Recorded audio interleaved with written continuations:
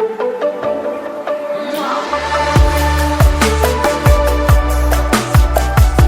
selamat datang di review kali ini. Kali ini gue akan mereview sebuah controller dari Gulikit yang bernama King Kong Pro 2. Nah, gimana sih inovasi-inovasi yang mereka lakukan? Yuk kita cek bareng.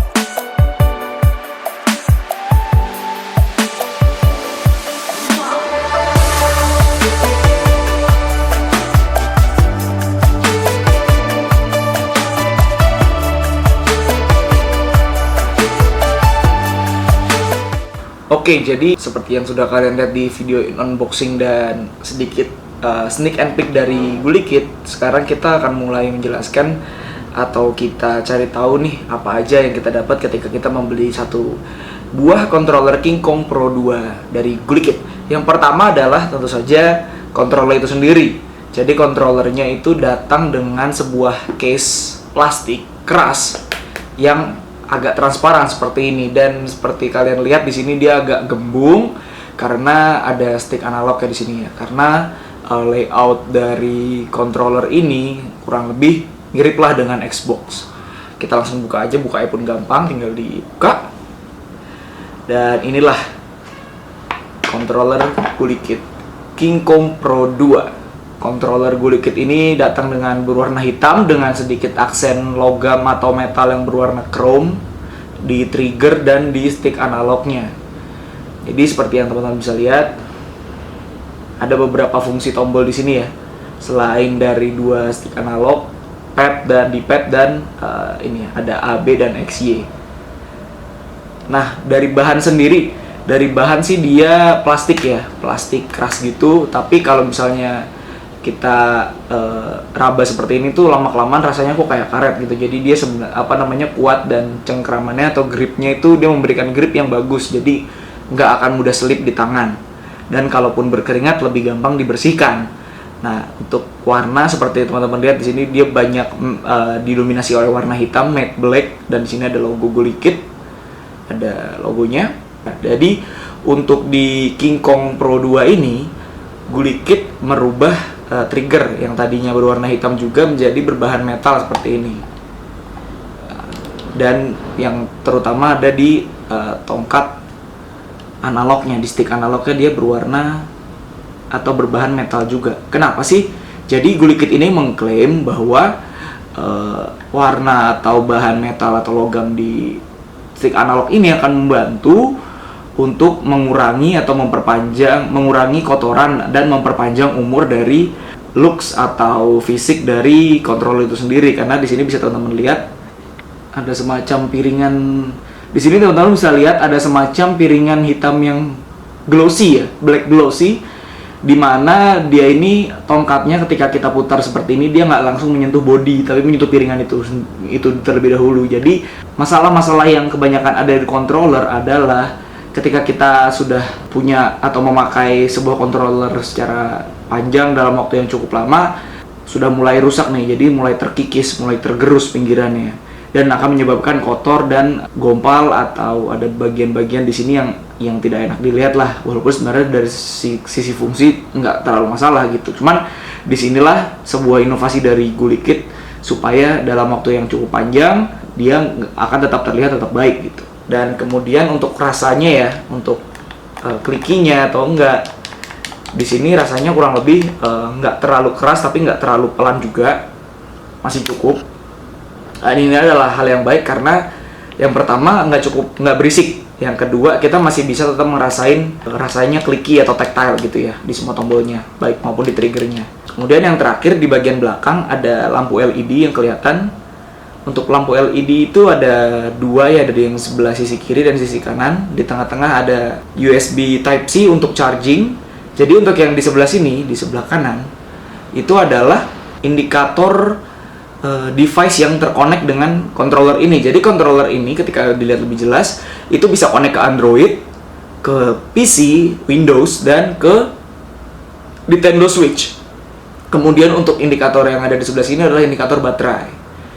Nah, untuk tombol juga ada dua. Untuk tombol yang di sebelah sini untuk mengatur koneksinya atau device-nya yang terkoneksi, dan untuk tombol yang di sini adalah untuk mengatur pairing. Jadi untuk khusus di Android dan di Windows PC itu perlu di pairing dulu sebelum terkoneksi dengan Bluetooth.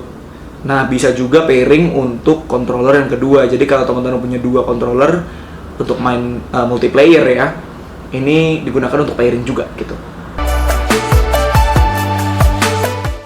Selanjutnya fitur. Jadi controller ini punya segudang fitur yang dari teman-teman yang butuhin sampai mungkin kalau kalian pakai setiap kalian main game. Apa aja sih fiturnya? Nih, kita list bareng-bareng fiturnya. Kita mulai dari yang pertama ya, NFC. Jadi di balik logo Gulikit ini di tengah ya, itu ada NFC-nya. Jadi kalau kalian punya Amiibo, kalian bisa langsung menggunakan Amiibo kalian di controller ini, nggak perlu ganti-ganti lagi. Apa sih Amiibo? Search sendiri. Kemudian untuk yang kedua adalah fitur turbo atau mungkin gampangnya adalah seperti ini ya. Misal kita sering menekan sebuah tombol berkali-kali. Misal kalau main game hack and slash atau game fighting, kita kan pasti akan menekan tombol berkali-kali kan. Nah, menekan tombol berkali-kali itu tentu akan mengurangi umur dari tombol itu sendiri. Nah, dari Gulikit ini menjawab dengan sebuah fitur, yaitu fitur turbo atau fitur rapid, di mana teman-teman cukup pencet sekali aja, nanti dia akan otomatis menekan ini secara berulang-ulang secara software ya begitu. Cara mengaktifkannya pun gampang, tinggal klik setting di tengah dan tinggal klik tombol yang kalian mau aktifkan, misal tombol X. Nah, nanti kalau udah aktif akan bergetar. Ketika teman-teman tekan terus, nanti dia akan secara otomatis akan tekan tombol X berulang-ulang, X gitu. Jadi teman-teman nggak perlu capek-capek begini dan nggak perlu ngurangin umur dari tombol itu juga gitu. Fitur ketiga yaitu adalah pengaturan sensitivitas. Ada 3 hal di controller ini yang bisa kita atur sensitivitasnya. Yang pertama adalah vibration atau getaran. Jadi ini bisa getar ya. Dengan controller di bawah 1 juta dan bisa getar wireless, itu keren banget. Apalagi ditambah fitur-fitur yang lain. Jadi kita punya 4 level tingkat getaran atau vibration. Cara mengubahnya pun gampang. Tinggal tekan tombol yang di tengah dan di pad yang atas atau bawah gitu ya. Ada 4 level. Kalau level yang pertama dia akan menonaktifkan tingkat getarannya gitu. Dan semakin tinggi levelnya, getarannya juga semakin lebay gitu kan. Jadi tangan tuh lebih berasa gitu getarannya. Kemudian untuk fitur sensitivitas yang selanjutnya adalah sensitivitas dari analog. Nah, analog ini bisa diatur juga sensitivitasnya. Kita punya 3 level pengaturan sensitivitas untuk analog. Caranya juga gampang, tinggal tekan yang di tengah dan tekan analog kalian, ditekan aja gitu. Kalau orang zaman dulu bilangnya R3 ya. Atau L3. Nggak tahu deh kalau sekarang namanya apa. Tapi tinggal ditekan aja, nanti dia akan otomatis ngatur sendiri. Ada 3 level, itu semakin sensitif atau enggak. Kemudian untuk tingkat sensitivitas yang terakhir adalah tingkat sensitivitas trigger, baik itu right maupun left. Ada R dan ZR dan L dan ZL gitu ya, namanya kalau di Gulikit seperti itu. Itu caranya dengan menekan tombol setting di sini dan tombol di pad kanan atau kiri. Kalau yang atas bawah tadi kan untuk vibration, yang kanan dan kiri itu untuk yang trigger. Dan kalau teman-teman mau bikin ini jadi settingan default sama kayak pabrik, itu gampang, biar nggak pusing, tinggal tekan tombol setting di tengah dan tombol minus ditekan bareng-bareng, dia akan otomatis balik seperti semula. Nah, untuk fitur selanjutnya adalah fitur makro. Fitur makro ada tombolnya di tombol makro di bawah sini. Jadi makro itu apa sih? Fitur makro itu adalah basically fitur record ya, atau mengingat atau merekam. Jadi ketika kita menekan tombol makro, itu akan masuk dalam mode perekaman. Misal kita setelah kita pencet dan masuk mode merekam, kita pencet BA XY. Kemudian kalau sudah selesai kita pencet tombol makro lagi. Nah, itu sudah kesimpan. Nah, dan setiap kali kita pencet tombol makro, dia akan otomatis langsung melakukan atau menekan secara otomatis apa yang sudah kita rekam tadi, maupun banyak atau pendek. Nah, ini berguna di misalnya game GTA San Andreas ya, kalau misalnya kalian butuh nge-cheat gitu kan, ketimbang jadi save aja satu cheat yang menurut kalian sering kalian pakai, misalnya cheat mobil atau cheat apapun itu, daripada kalian tekan cheatnya lagi ribet, tinggal pencet satu tombol makro aja gitu kalau sering dipakai. Atau dalam game fighting, combo-combo yang combo yang panjang gitu, misalnya di Mortal Kombat dan bingung, suka lupa, suka ketuker, taruh aja di makro, jadi tinggal mencet satu tombol, combo kalian langsung berjalan gitu, efisien, simple ya kan.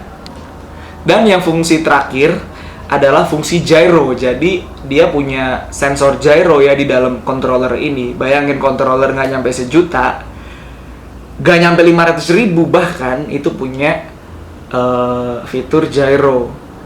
Nah, fitur gyro tuh apa sih? Jadi fitur gyro tuh adalah dia punya sensitivitas gerak ya, seperti ini ya.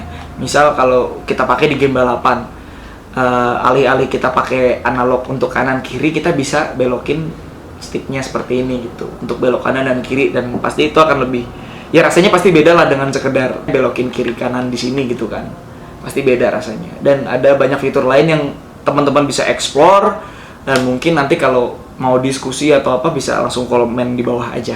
Kemudian kita bicara tentang ketahanan baterai.